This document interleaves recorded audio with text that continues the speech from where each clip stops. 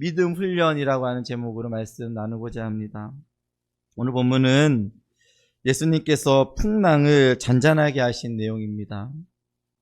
예수님은 많은 사람들에게 하나님 나라에 대한 말씀을 하시고 나서 이제 해가 지고 있을 때에 제자들에게 마을 건너편으로 가자라고 그렇게 제안하셨습니다.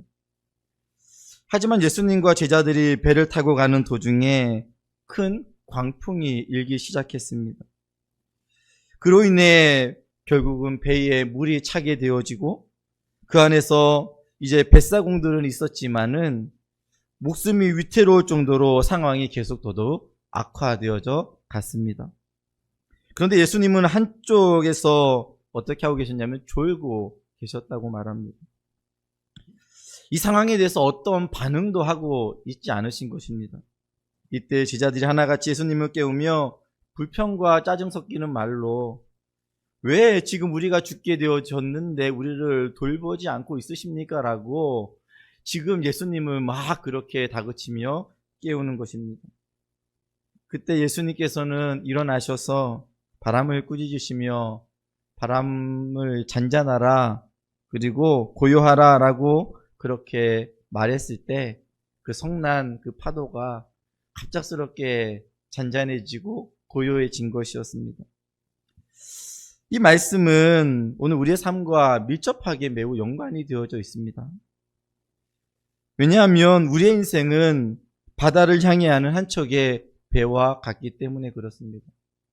뿐만 아니라 향해 하는 이 배는 제자들이 만난 이 풍랑과 이 폭풍처럼 우리의 인생도 반복하여 풍랑과 폭풍을 만나기 때문에 그렇습니다. 우리 성도님들은 이런 폭풍랑과 이 폭풍을 만나게 된다면 여러분들 어떻게 반응을 하셨을 것이라고 여러분들 생각하십니까? 그럼 먼저 제자들의 상황을 한번 살펴보고자 합니다. 사실 배를 띄워 건너편 마을로 가자고 제안하신 분이 제자들이 아니라 예수님이셨습니다.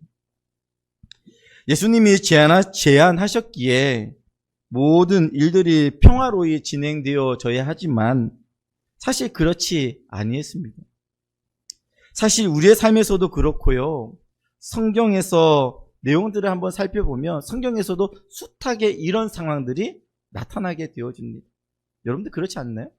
나는 말씀에 순종하여 길들을 걸어가는데 이상하게 말씀에 순종한 결과가 폭풍과 내가 감당하기 어려운 일들을 만나는 건 말입니다. 이스라엘 백성들이 출애굽하지 않습니까? 그들은 말씀에 따라 하나님의 표징을 따라 그들은 걸어갔을 뿐입니다. 표징을 따라 걸어간 그 길이 어디였냐면 막다른 홍해 길이었습니다.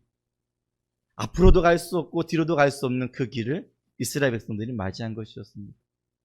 신약에 와서 사도 바울은 어떠했나요? 하나님의 말씀 앞에 순종한 결과가 그는 40에 하나 감한매를 5번 맞았습니다. 3번 태장이 맞았습니다. 그는 강도의 위험, 신의 위험, 동족의 위험, 이런 폭풍의 위험, 한 주 야를 그냥 완전히 어둠 가운데 지냈습니다. 한 번은요, 그를 완전히 돌로 쳐 죽였는데, 돌로 쳤는데, 그가 죽은 줄 알았어요. 사람들은 죽어서 그냥 그를 성 밖으로 끄집어냈어요. 그 결과가 어떤 상황인지 아십니까? 말씀에 순종한 결과였습니다.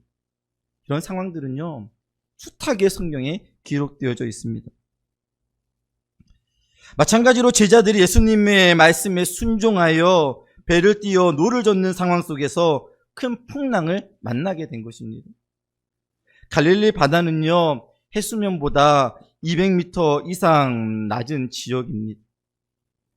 사방에는 높은 산들이 둘러싸여 있고 갑자기 큰 돌풍이 그곳에서는 자주 발생했습니다.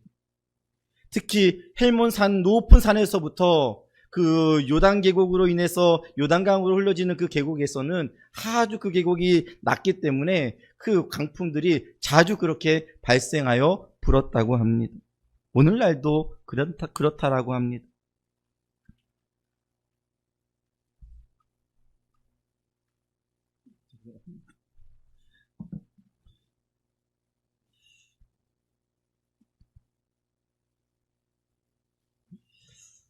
그런데요, 오늘날 배웠다면 아마도 큰 광풍이 불었을 때 어떻게 됐냐면 아마 오늘날에 배울 정도였다면 감당할 수 있었겠죠.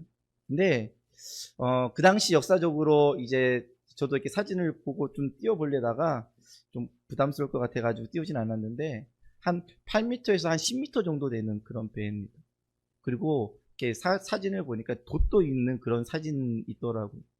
아마도 그곳에서 제자들이 어떤 상황이 펼쳐졌을지 아마 상상이 되어집니다.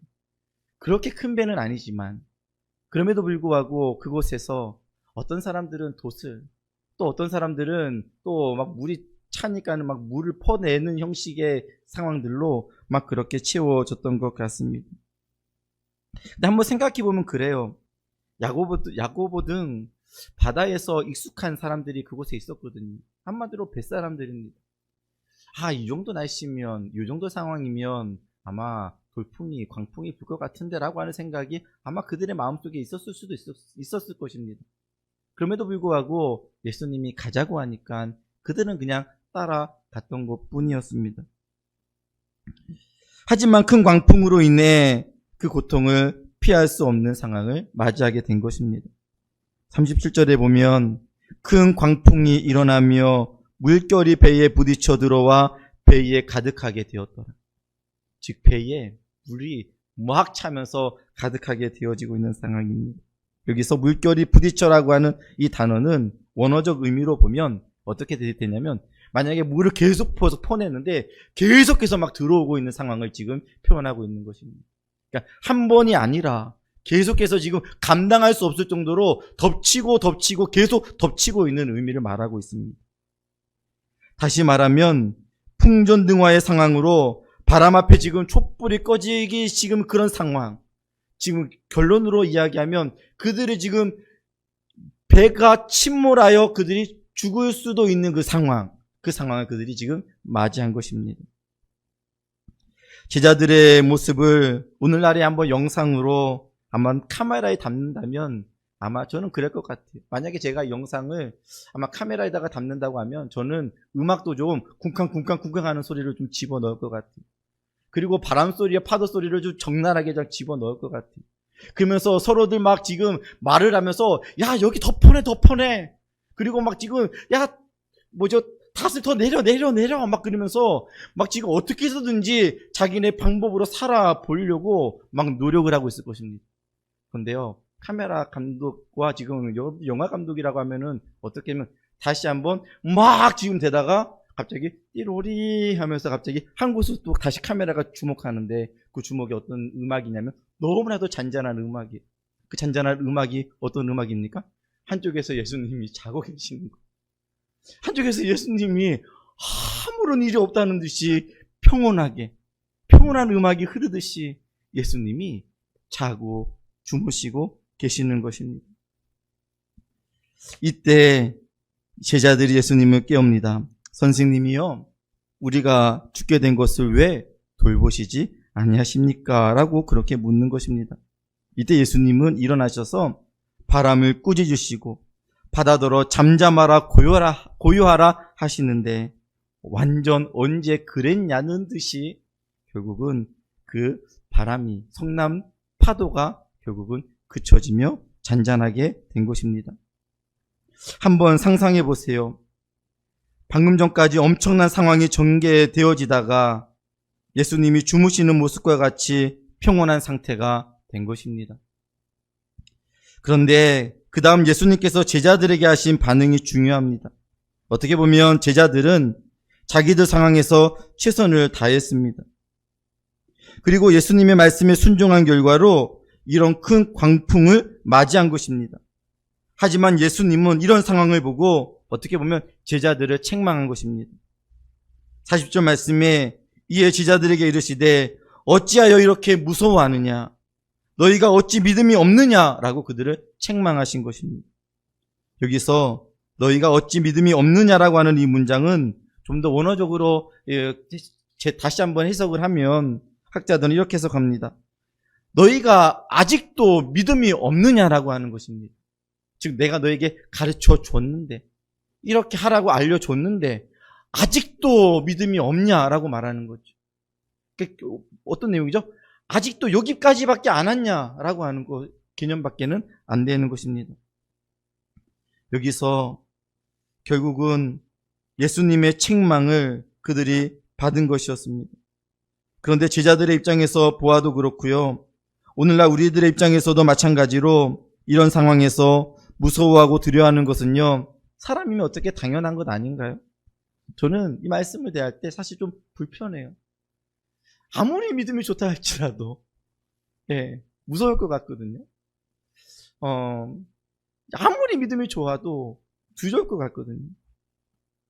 그런데 제자들의 입장은 실제적으로 무서워했고 두려워했던 것 아닙니까? 그런데 그러나 정확하게 보면은 성경은 이렇게 우리에게 알려주는 것 같아요. 무서워하는 것과 두려워하는 것은 예수님과 같이 있지만 예수님을 신뢰하지 않는 것, 예수님을 믿지 못하는 것. 즉 믿음은요, 신뢰라고 하는 것인데 내가 예수님과 같이 있지만 예수님을 내가 신뢰하지 않는 것, 내가 예수님을 믿지 않는 것이다라고 이야기하고 있는 것입니다. 제자들은요, 예수님의 제자였지만 예수님을 신뢰하지 못하였던 것 같습니다. 그냥 두려워하고만 있었던 것 같습니다. 그래서 예수님을 깨워서 인간적인 입장에서 예수님께 왜 우리를 돌보지 않으십니까? 라고 그렇게 말했던 것입니다. 오늘날로 좀 더 적나라하게 이야기하면 그렇습니다. 왜 예수님 지금 이런 상황에 처자고 계십니까? 이렇게 말하는 것과도 동일한 상황입니다. 즉 예수님이 어떻게 능력이 있어서 우리를 좀 어떻게 해보십시오 라고 하는 것이 아니라 이 원어적인 의미는 그렇습니다. 이 일이 좀 선생님께는 꺼려지는 일이 아닙니까? 라고 그렇게 말하는 그런 입장이라고 하는 것입니다. 즉 그들은 예수님과 같이 있으면서 예수님을 자신의 주로 고백한 것이 아니라 선생님이요 이렇게 말합니다. 다른 본문에서는요 주로 이렇게 이야기하거든요. 주여 이렇게 이야기하거든요. 근데 오늘 마가는요 이 입장을 어떻게 이야기하고 있냐면 철저하게 그들이 예수님을 의지하지 않았다라고 하는 그 입장에서 예수님을 선생님이요 이렇게 불렀다고 마가는 지금 기록하고 있는 거예요. 즉 예수님을 하나님의 아들로 우리를 위해 오신 구원자로 믿지 못하고 있는 상황이라고 하는 것입니다. 그런데 이런 비슷한 상황이요 성경에 여러 번 있지만 한 예를 보면 바울이 로마로 압송되는 상황 속에서 바울과 276명의 사람들이 아드라 무테노라고 하는 배를 타고 항해를 하게 되지 않습니까? 이때 유라굴로라고 하는 큰 광풍을 만나게 되어집니다. 그때 사람들은요 엄청나게 두려워했습니다. 두려워했어요. 처음에는요 그들이 가지고 있었던 그 모든 짐들을요 하나씩 다 버렸습니다. 왜요? 살기 위해서. 그랬는데도 그 광풍을 이기지 못하니까는 그 다음에는 배에 있는 모든 기구들을 또 다 버렸다고 했습니다. 그런데요 사도 바울은 어떻게 이야기하고 있는지 아십니까? 두려워하지 않습니다. 사도 바울은 하나님이 우리와 함께 하시다라고 그 배에 있는 사람들에게 격려하고 위로하면서 하나님이 우리와 함께 하시기에 염려하지 말라고 그들을 더더욱 다그쳐 세우면서 그들에게 힘을 주고 있는 것입니다. 상황이 완전히 다르죠. 하나님에 대한 믿음이 있으니까 하나님이 반드시 내가 로마로 가야 될 것인 것을 아는데 분명히 하나님께서 우리를 여기서 죽이지 않을 것이다라고 하는 확실한 믿음을 갖고 그는 믿음의 말을 하였고 믿음의 반응을 하였고 하나님을 신뢰하는 믿음을 그는 보여주었던 것입니다. 그렇습니다. 우리의 삶 속에 주님이 함께 하시지만 제자들이 큰 광풍을 만난 것처럼 우리 삶 속에서도요 큰 광풍을 만날 수 있습니다. 이 광풍은 우리의 힘으로 우리의 능력으로 해결할 수 없는 그런 다양한 일들을 말할 것입니다. 예수님께서는요 이 일을 모르지 않으셨을 것입니다. 예수님은 제자들의 믿음을 보고 싶으셨을 것입니다. 그 믿음의 씨앗이 열매를 맺기를 바라셨던 것 같습니다. 왜요? 예수님께서 씨를 뿌렸어요. 씨를 뿌렸는데 그 씨가 돌짝밭, 가시밭으로 그냥 아무런 느낌이 없는 것이 아니라 그들의 마음속에 믿음의 열매가 맺혀지기를 바랬던 것입니다. 그런데 그들에게 모습은 믿음의 씨들로 열매가 맺는 모습은 아니었습니다. 예수님께서 피곤하여 주무실 수도 있으시지만 그럼에도 불구하고 예수님은 이 모든 과정 속에서 제자들을요 훈련시키시며 예수님이 누구이신지를 보여주고 계십니다. 영국 속담에 잔잔한 바다에서는 훌륭한 뱃사공이 만들어지지 않는다라고 그런 말이 있다고 합니다. 그렇습니다. 우리 삶 속에 고난이 있고 어려움이 있지만 이 고난과 어려움을 통해 우리의 믿음이 더욱 견고하게 서게 되어지고 믿음의 반응의 삶을 우리는 살아가게 되어지는 것입니다. 오늘 이 말씀은 우리의 삶과 밀접하게 연결되어져 있다고 했습니다. 왜냐하면 우리의 인생은 바다를 향해 하는 한 척의 배와 같기 때문이다라고 했습니다. 이 말씀은 바로 예수님께서 제자들에게 하나님의 나라에 대해 가르치시고 난 이후 바로 그날 저녁에 일어나고 있었던 사건이라고 하는 것입니다. 제자들은 많은 이적을 이미 먼저 경험했습니다. 그리고 하루 종일 예수님이 말씀하시는 하나님 나라에 대한 말씀을 그들은 하루 종일 들었습니다. 그것도 예수님 곁에서 말입니다. 씨에 대한 비유와 하나님 나라에 대한 말씀을 그들은 하루 종일 들었습니다.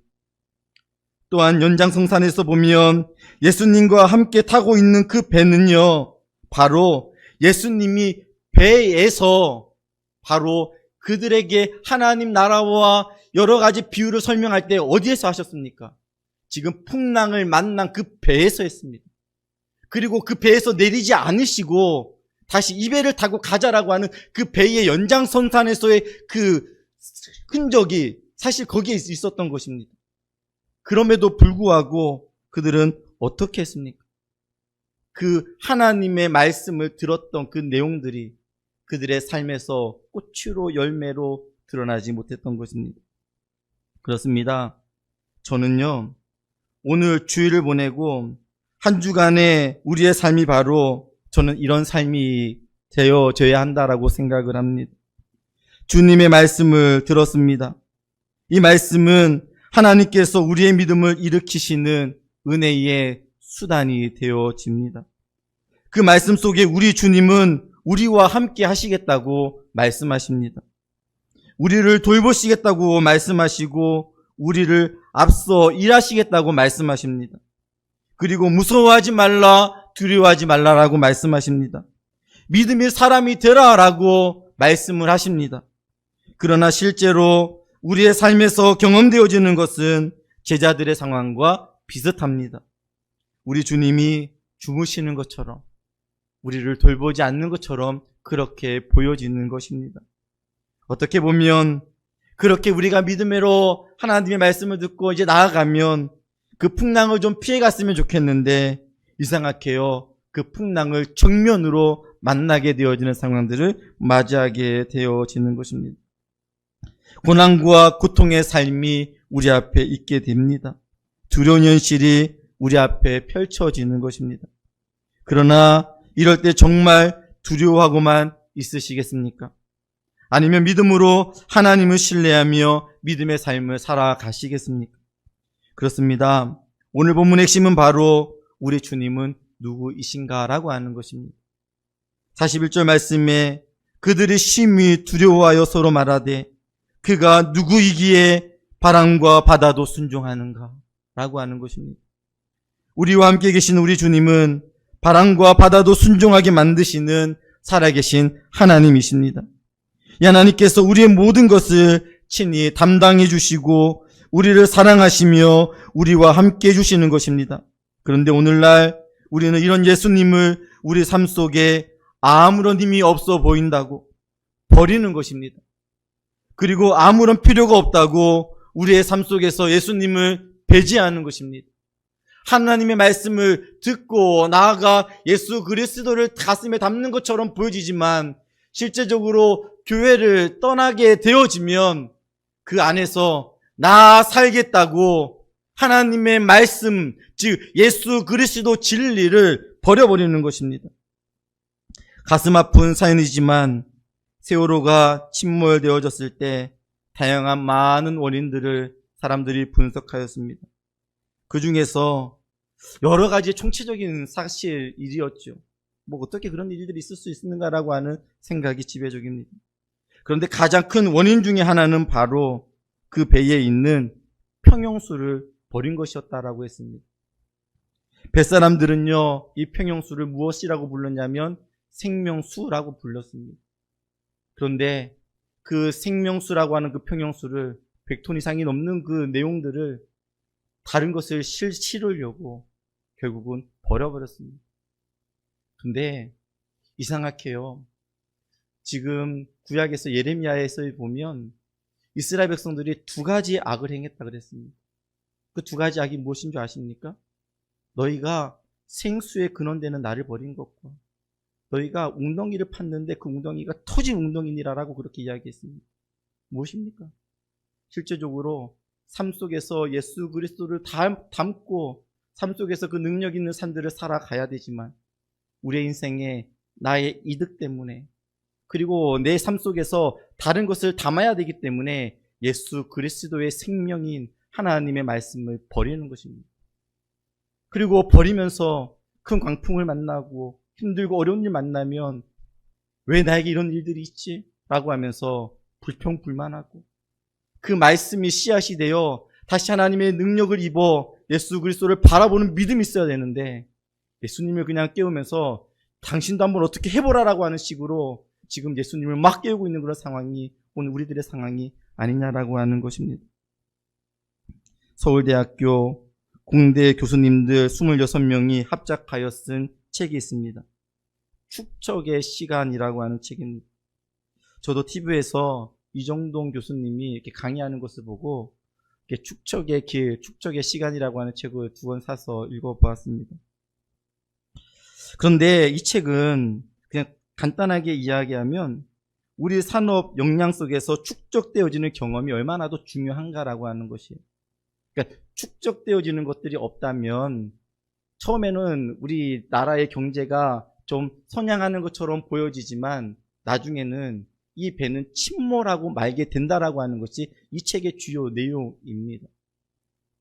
그래서요, 교수님들이 가장 우려하는 잘못된 사람들이 생각하고 있는 관념 중에 하나는 경험과 지식은 돈으로 사면 된다라고 하는 생각을 갖는 것입니다. 우리나라가 그렇죠.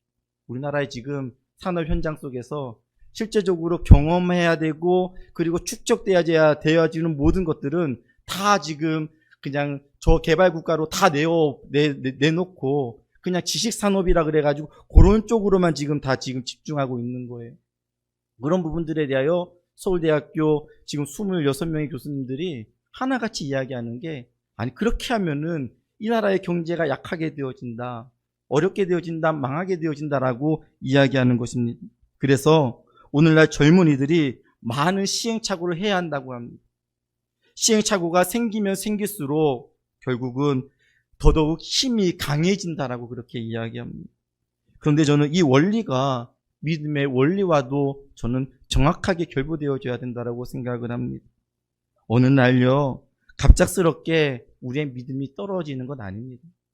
어느 날요, 내 믿음이요, 하나님께서 나에게 강하게 역사해 주셔가지고 내 믿음이 엄청나게 그거 아닙니다. 하나님 앞에 내가 말씀을 듣고 말씀 앞에 내가 얼마나 반응하는 삶을 내 삶 속에서 축적되어져 가는가. 그리고 그 축적되어진 그 말씀이 내 안에서 참으로 얼마나 더 내 말씀 그것이 능력으로 내가 나타나는가. 그러므로 하나님의 능력이 그 안에 나타나는 것이지 모든 사람들은 다 주를 버릴지라도 나는 주를 버리지 않겠다라고 호언장담하는 그런 믿음 그거 별로 그렇게 중요하지 않습니다. 왜요? 어려운 일 만나게 되어지면 결국 버려버리는 것이 결국 저주해버리는 것이 그것이 사람이 가지고 있는 믿음이기 때문에 그렇습니다. 사람의 내면으로 들어가 보면 믿음 있는 것 같아도 다 개인주의적이고 이기주의적이며 자기만의 논리가 있어서 성경 말씀으로 가르치고 알려주어도 변화되지 않습니다. 이는 목회자도 마찬가지고 처음 믿음을 가진 성도들도 마찬가지입니다. 이유는 하나입니다. 즉 믿음으로 살아보지 않는 것입니다. 그러나 믿음으로 걸어가는 성도는요, 믿음의 축적이 있는 사람이라고 생각을 합니다. 그것은 바로 이 세상의 광풍을 경험하며 그 속에서 하나님이 하시는 일들을 경험하는 것, 그리고 말씀에 의지하여 그물을 내려볼 수 있는 것. 지금 풍랑 속에서 예수님이 나에게 걸어오라라고 이야기했을 때 예수님, 베드로가 예수님을 바라보면서 그 바다를 옆에 막 걸어갈 수 있는 그런 믿음 말입니다. 그렇습니다. 이 복음서 기록을 한 이 마가는요, 성도들의 믿음의 대상인 예수 그리스도는 어떠한 시련과 고난 속에서도 든든한 보장이 되시며 신뢰할 만한 분이라고 하는 이 사실을요, 이 로마 시대에 고통을 당하고 있는 그리스도인들에게 예수 그리스도는 신뢰할 만한 분이시다. 고통과 고난 속에서도 그리스도를 신뢰하라라고 그렇게 말하고 있는 것입니다. 사랑하는 고향 은혜교회 성도 여러분들, 믿음의 훈련은요, 오늘 예배를 드리고 교회를 나가는 순간부터입니다. 교회를 나가는 순간 분명 우리 주님께서 우리와 함께 하실 것입니다. 그러나 우리와 함께 하심이 눈에 보이는 것처럼 선명하게 드러나지는 않을 것입니다.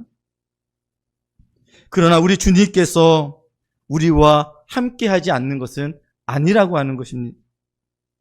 교회를 나가는 순간부터 많은 환난과 어려운 일들이 우리의 믿음 없게 하도록 여러 가지로 우리를 방해할 것입니다.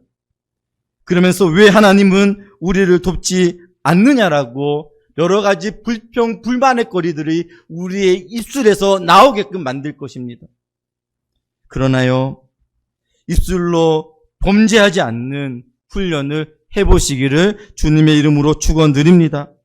한 주간 부정적인 말을 한번 안 해보는 것, 그것도 믿음의 훈련입니다. 어떤 날은 내가 오늘 하루만큼은 내가 모든 일에 대하여서 예만 하겠다라고 하는 마음의 단단한 믿음을 갖고 한번 그렇게 삶을 살아보는 것입니다. 믿음의 훈련과 하나님 앞에 엎드리는 축적된 삶이 없이 우리에게는 어떤 능력도 나타나지 않을 것입니다. 가정 안에 풍랑이 있습니까? 이 풍랑을 잠잠하게 하실 분이 우리 주님이심을 믿으시기를 주 예수 그리스도 이름으로 축원을 드립니다. 이 풍랑을 잠잠하게 하시는 분이 우리 주님의 이심을 믿고 다른 곳에서부터 훈련을 받지 말고 주님으로부터 훈련을 받으시기를 바랍니다.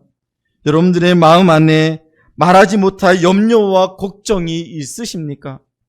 하나님을 의지하고 신뢰하며 믿음으로 하나님 앞에 기도해 보시기 바랍니다. 다른 어떤 훈련보다 이 기도의 훈련은 우리의 신앙을 더더욱 깊도록 그리고 하나님과 영적 소통함을 가지도록 만들어 줄 것입니다.